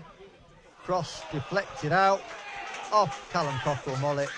He did well to keep his arms down, and that will be a corner from the far side of the ground in front of the vociferous Colville fans. And important moments in the game now, Stu, for Tamworth. yeah, absolutely. Just a little over 10 minutes left to go of the 90. Colville with an important corner at the minute on the far side of the ground. It's going to begin swinging, and it comes. It's gone fairly central, headed away by Jordan Cullinane and Lyrebird though, but not fully cleared yet. Danger still on Tamworth at the minute, although it's now been brought away between Curley and Jellis. Jellis blocked off there by the number 6, Ash Carter, as Tamworth were looking to break away there on the counter. You'd have to say again, Tamworth had defended that corner and the second phase from that brilliantly. Yeah. You know, they may not have been at the fluent best today, far from it, but we've absolutely had the work rate and endeavour there today. Yeah, absolutely. I agree with that wholeheartedly. Matt Curley leaves for Jassing to step forth and sends it right up to the edge of the Colville area there. In goes Deacon with a header. Forces Putman into a defensive header. Pressure still on Colville. Just momentarily out of view, my view, in that corner of the ground. That was kept in play, controlled by Jellis, but then Jellis had brought that one down. It was stabbed clear by a Colville man. Now to play for a Tamworth throw, probably in line with the 18-yard box. Round about that area of the pitch, maybe a little bit further upfield, because it looks like it's going to be a Matt Curley to take. Substitution for Colville now as the number 19 Kieran Cook leaves the field to be replaced by the number 14 Terrell Pennant. Not a name I'm too familiar with, Kev, at this level of football. Sorry, Stu. Not somebody I'm familiar with at this level of football. So, No, Terrell Pennant is not a name that either of us are familiar with. Let's hope that he doesn't have an impact on this game. 2 substitutions apiece then. And we are 82 minutes in, 0-0. Throwing to Tamworth on this near side. Just momentarily out of view. I think it's back out of play. Just judging by the players, I think it's a Colville throw. It's a goal kick, I think. Paul Yeah, White's Paul head White's gone after it, yeah. going after the ball, so... Yeah, so nothing to suggest that the game is going to change in the way that it has been played out for the initial 83 minutes. It's just really whether there's going to be a goal, whether it will be a 1-0 or whether it will go to a replay Tuesday evening at the Compare the Bill Stadium at the Lamb. I'd fancy us at home, to be fair, Kev. If this is a home tie, I would have fancied us a lot more. No, you won't really. But You have more optimism than me, Stu. I never fancy us against Colville. It's just one of those teams. Jassing sweeps it forward after Liam Dolman's back pass. Luke Fairland with a header back, and Tamworth now in possession with Matt Curley. Wide to Finn, keeps possession. That's the important thing here. Cullinane Lyrebird across to Dolman.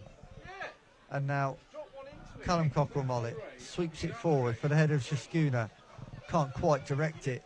wide to Fairlamb, and Colville pick the pocket and come over halfway. That ball forward is too heavy, and Cullinane Livewood stabs it back to Jazz Singh. Good kick by Jazz in the circumstances. Good flick by Callum Cockrell-Mollett, and Nathan Schooner emerges with the ball. That's a clever looking ball if Luke Fairlamb can get on the end of it. Deflects off Luke in the end for a Colville throw. Nothing wrong with the idea. Good disguise on the pass from Schooner. No, this is where Nathan Chikuna made his first appearance in Tamworth colours, albeit as a trialist at the time in the pre-season friendly here on that Friday night. Just a few days after the Harbour friendly.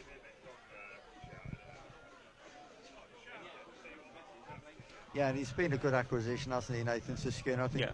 most fans would probably agree. I don't think he's had a poor game as such. I'd like to see him affect games a bit more than he does sometimes, and he certainly probably should have more goals than he currently has with just the one. But yeah, we worried how we would replace Gift Musa at the end of last season. In came Lyndon Meikle, and we thought he would be the answer. And he was superb at the end of the season, but of course he's been injured and not got back in the team. Now we've got the likes of Callum Riley, Nathan Schooner and Jamie Jellis in there. It'll be interesting to see how it pans out going forward. Yeah, absolutely.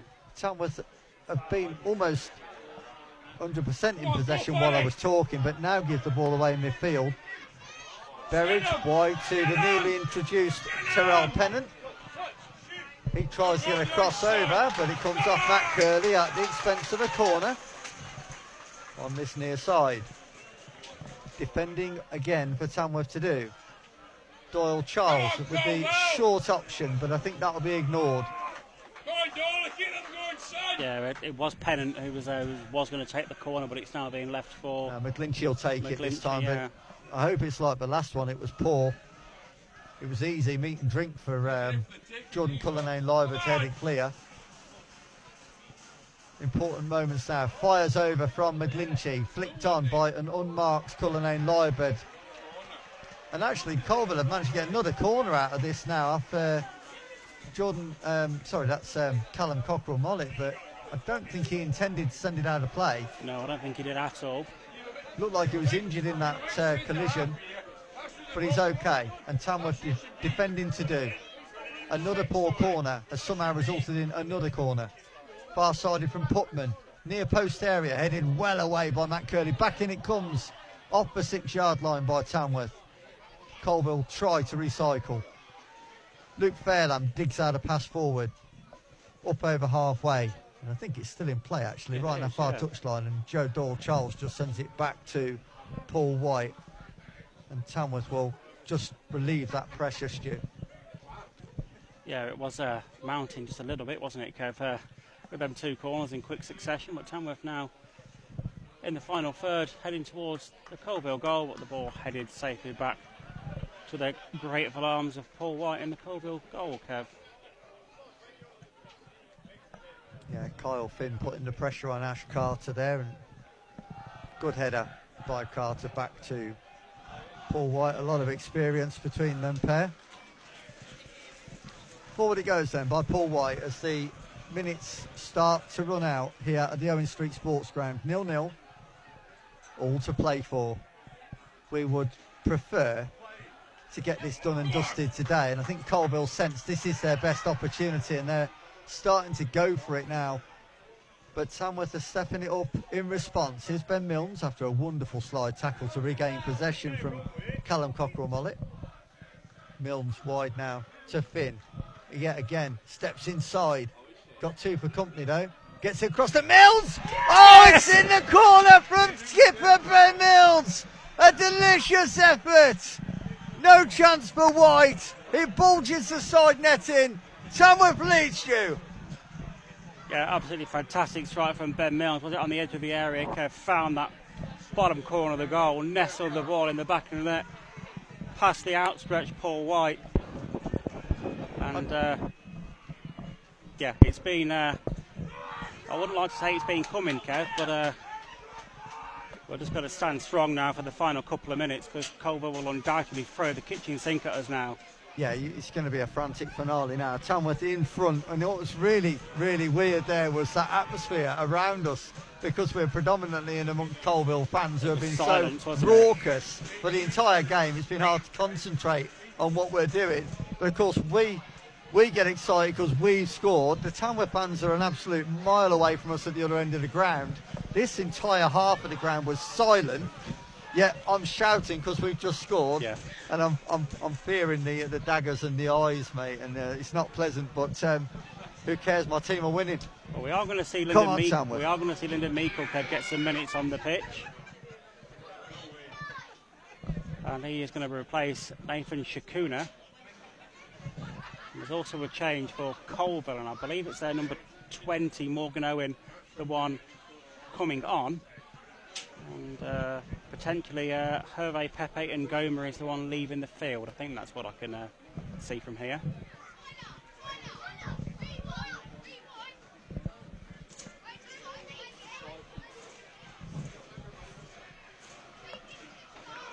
Just waiting for these substitutions to take place, listeners, and we'll confirm the Coalville substitution in a moment. But it is Tamworth's Lyndon Meikle changing, replacing Nathan Shakuna. What a strike that was by Ben Milnes, Stu. We've got a chance just to reflect on that now. It looked like the initial attack was repelled, and so often it falls to Ben Milnes, and so often Ben Milnes has that quality that is needed to finish a half chance like that. There was a lot to do from that range against a class goalkeeper in Paul White, let's face it. And it beat his outstretched right arm and bulged into the side netting from about, I would imagine, from about 30 yards, maybe slightly closer, but it's a wonderful low finish with the instep. Well, the referee just indicated 6 minutes of added on time, so we've got 6 minutes now to hang on. Did you catch who the Coalville man that went off was? It was Pepe and Gomer. Thank you.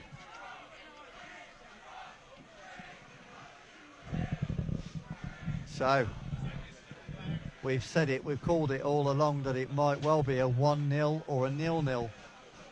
And we wanted to get it done here and done and dusted here today and not have a replay. And as much as you would probably fancy Tamworth at home in the replay, we're delighted to be 1 goal to the good. Time running out for Coalville to respond. 6 minutes to be added, did we say? Yeah, it was 6. And we are 2 into the second minute of that now. It will be throw everything at Tamworth, I'm sure, now in the last 5 minutes of time to be added on. Tamworth have just got to do what Tamworth do. Meikle's first intervention with a header. Nodded forward by Curley to Finn. Yeah, Infield it goes. Deacon into the area. This is danger for Coalville. Deacon just sensibly keeps it near the corner. Yeah, Didn't have a player in the box to find, actually, did he? Go on, Stu. no, I was about to say it's fantastic to see Lyndon getting minutes as well, isn't it, Kev, after being injured for so long at the start of the season. Yeah, there's been a massive positive today that the likes of Lyndon Meikle and Luke Fairlam, of course, more so today, have actually got important minutes on the pitch. Throw into Coalville then. Forward it goes. No, it wasn't a throw in, it was a free kick. But in that area again in the ground that I just can't see.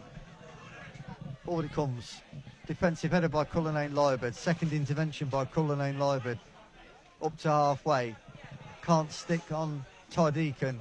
He's beaten in the air by Towers, but out of play for a Tamworth throw. Halfway into the Tamworth half on this near side. And of course, listeners, you can tell the elevation in my voice, the excitement in my voice, because that all-important stat today is that Tamworth have got a priceless goal for skipper Ben Milnes and lead this game. 3-0 now. Scunthorpe 0, Buxton 3. All sorts of trouble at Scunthorpe United in that replayed game. And things have changed momentously off the pitch for Scunthorpe since that first game was played, of course, and abandoned due to heavy rain. Tamworth clear their lines once more. Now, Paul White is literally 5 yards off the halfway line, plants it back into the Tamworth half, defensive header, and it goes to midfield. Bit of a mess by two Coalville players, gives it back to Tamworth. This is where Tamworth can go in search of a second. Jamie Jealous has got Deacon in support. Still Jamie Jealous goes it alone. Shot! Yes! It's two! It's Jamie Jealous! It's Tamworth through to the fourth qualifying round. Well, it took a long time coming today, but finally, that is the icing on the cake, Stu. Yeah, absolutely. And the man that almost certainly put Coalville to bed, you know, in terms of stopping them from being promoted last season on goal difference. Jamie Jealous is the one that got that all-important third and final goal for Tamworth on that afternoon. It's the one that's got the second today as well to undoubtedly put us through to the next round of the FA Cup. That was sublime. And do you know what I've said all the way through today has been a lack of quality from both teams. We've had two moments of quality from Tamworth players. Absolutely. Jealous just waited and waited for defenders in front of him to commit, and then he curled it left-footed beyond the outstretched glove of White, just like it was with Ben Milnes. But Ben Milnes' strike was pure class, and so was Jamie Jealous' finish. I was honestly actually waiting for Jamie Jealous to link up with his best mate Ty Deacon and try and feed Ty in, but no, he was actually a little bit selfish with Jamie this time, and quite rightly found the back of the net through it. I think the Coalville defenders were expecting the pass as well, and I think that's probably why it just opened up that extra yard for Jamie to actually curl it. But 2-0, and it was always going to be the danger for Coalville as they're trying to push bodies forward to get back on level terms. You've got Ash Carter now playing as a centre forward. He can't keep it in. That'll be a goal kick to Tamworth, and it really has gone Tamworth's way in this last 10 minutes or so. Yeah, we're into the last minute of the sixth as well, Kev. They've stayed in it though, Stu, haven't they? They've earned the right to be in this position, Tamworth, today, through their doggedness and workmanlike performance. It's not been quality, but they've absolutely worked and worked and worked. Now all them Coalville fans, Kev, that were in fine boys for the entire game behind that goal are now leaving the Owen Street Sports Ground with their tails between their legs, Kev. Yeah, absolutely. And leaving in their droves, and they're not singing anymore, are they, Stu? Even the fans around us have departed. Absolutely. I think we're rather enjoying this now, Stu. Oh, we certainly are. It took a long time coming, didn't it, to be fair? We just don't beat Coalville, do we? I think I've got on my notes here. We've played 7 times. We've won once, we've drawn once, and we've lost 5 times in all comps. That's the full-time whistle, Kev. It's already the full-time whistle, yeah. I think it's slightly earlier than some expected, but just over that 96 minutes, there is a full-time whistle, and it is a fantastic, in the end, victory by 2-0 here at the Owen Street Sports Ground. Coalville Town 0, Tamworth 2. Yeah, and thankfully we haven't got to have a replay on Tuesday night. We do march on, Kev, in the 4th round of the FA Cup. So the 4th qualifying round of the FA Cup. Yeah, but, yeah, good result.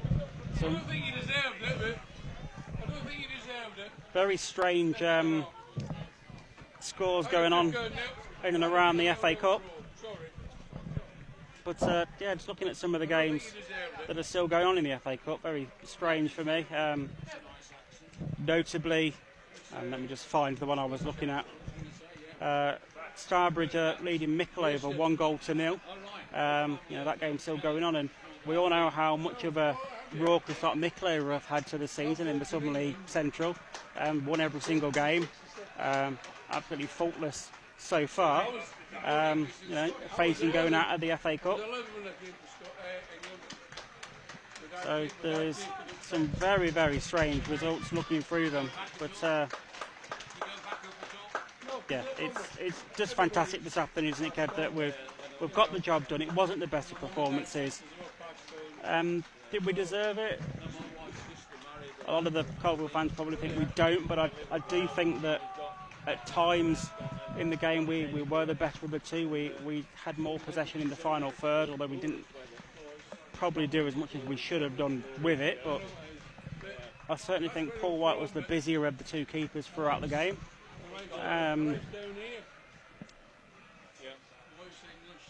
But yeah, you know, at the end, 2 late goals and a good day at the office, in fairness. Yeah, it turned out to be, didn't it? I Yeah. think I would probably like you. I would say that I'd draw written all over it, and I would have been content.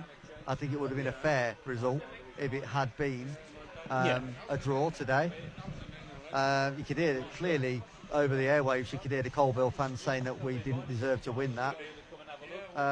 We probably didn't deserve to actually win it on today's evidence, but we didn't deserve to lose it.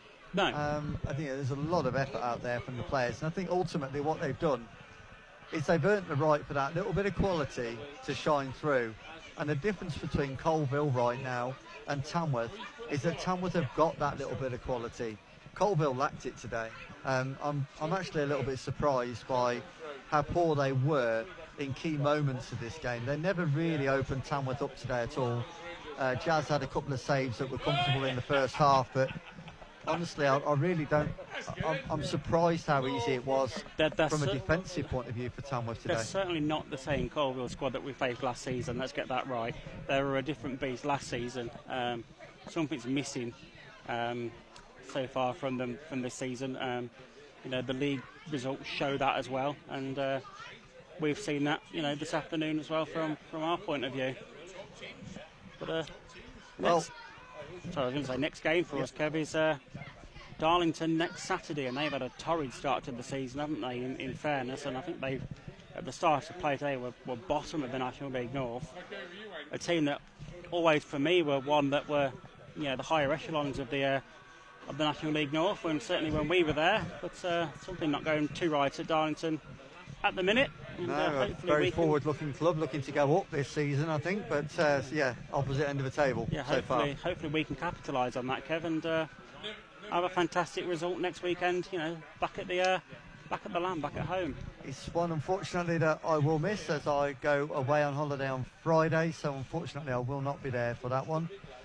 I'm sure you can't some of the travel back, listeners Kev, will. for the day. Sorry? You sure you can't travel back for the day? No, absolutely not. Okay, I'll let you off. Oh, you would. You would. A certain man to my right, Dave Clayton, probably would. But no, I'm not. I need a break, absolutely. Take care. Just saying goodbye to a couple of fans that have been really good value around us today, and as much as they don't feel that they should have lost, good enough to say goodbye to us and appreciate what we do for our club. But no, I will miss that one, unfortunately. But I should be back available for which we now think might be an FA Cup game. We are due to play Buxton away that Saturday, but presume now that will be the FA Cup game. So, we'll have to see who we draw in the FA Cup. But Tamworth into the 4th qualifying round hat, and we'll have to see who gets drawn out. And on Monday, let's hope it's a favourable draw, because of course we're one game away from the first round proper then, aren't we? Yeah, absolutely, and then we could be anywhere in the country, to be fair. Yep. It opens up nationally then. It's been, in the end, a very good afternoon for Tamworth, and very worthwhile trekking here into Leicestershire to do this, and to a ground that myself and Stu often say we do not enjoy commentating from. We don't enjoy, no disrespect to Coalville, but we don't enjoy the facilities to set up, because it's quite painful for us to do commentary, very cramped. We can't see the whole pitch, all the things we moan about compared to some grounds. But on top of that, they're our bogey team. We'd had one winning 7 against them, on my reckoning, before today. And to come here and win, in the end, what looked like an unlikely victory, and to come away with a 2-0, another clean sheet, another win, and on we go. It's just this season just goes from better to strength and better. So the performance, not brilliant. The result in the end, an absolutely brilliant day at the office, and I can't wait now to catch up with manager Andy Peaks in a few minutes and catch his thoughts, Stu. Yeah, absolutely. We'll look forward to that. That will be uploaded straight away, and we'll go live on Podbean, Spotify and Apple Podcasts, so the 3 places that it tends to go as soon as I hit the save button. But so Kev's just getting his questions sorted. I'm sure Andy Peaks will have a smile from ear to ear on that one, Kev, when you have your opening line of, Andy, thank you for this 2-0 victory this afternoon. I'm sure what will come out in that interview is that we earned the right to be in that position. You know, we worked hard, we stuck to our task. It wasn't pretty, but you know, you've got to do the fundamentals, and that's And the we basics. probably weren't at our best, so yeah. Absolutely, yeah. I'm Sort sure of- he would always admit that. We sort of can read the script almost, but Yeah, definitely. yeah.